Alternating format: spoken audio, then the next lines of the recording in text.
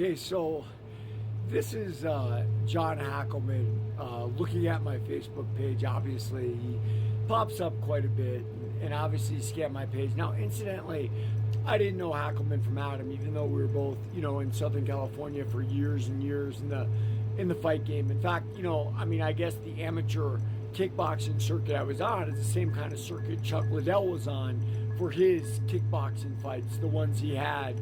And I was on a podcast with Hackleman talking about, martial arts. And of course, the guy who brought me on, Todd Atkins, my good friend, brought up my past, my criminal past. And, one thing I took from Hackleman was he did everything he could to sort of belittle me and smile and, take the upper hand and whatnot.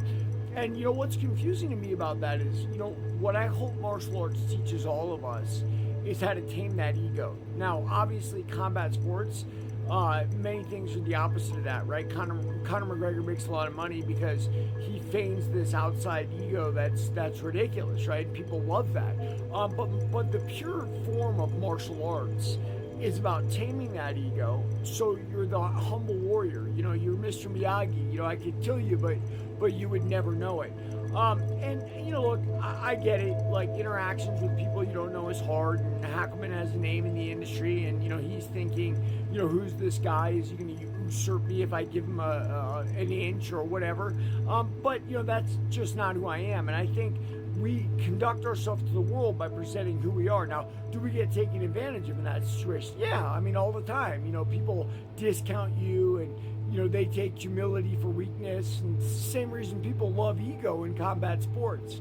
But I think at the base of it is us trying to fight that ego, if you will.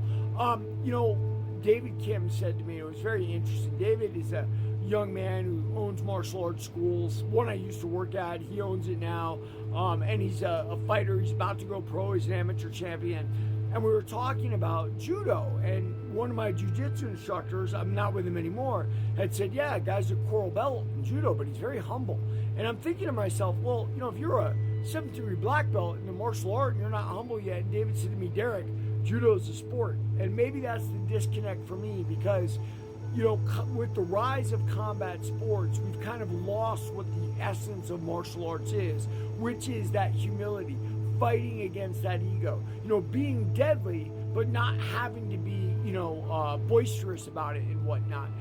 But yeah, it is what it is, man. I remember one of the conversations I had with Hackleman was about Jake Shields, and I was saying, look, the guy's tough.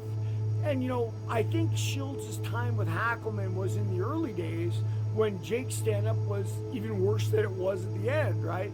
And I said, and I gave a reasoned response. I said, Hackleman, Jake's difficult because he's got strength and power like a pro, but he moves like a green beginner, and he's herky-jerky, and it's weird. It makes it very difficult. Anyone who knows sparring knows green. And Hackleman was basically calling me outside. You know what you're talking about. His stand-up is terrible. And I know what he's saying from a certain point. But at the other end, he should have been able to appreciate what I was saying. It is what it is, man, in these sports. People are going to say whatever they want. People are going to do whatever they want. All you can do is be true to yourself and never stop speaking your truth. No one's going to ever get me to stop speaking my truth. Everybody read my book, Warrior of the Light.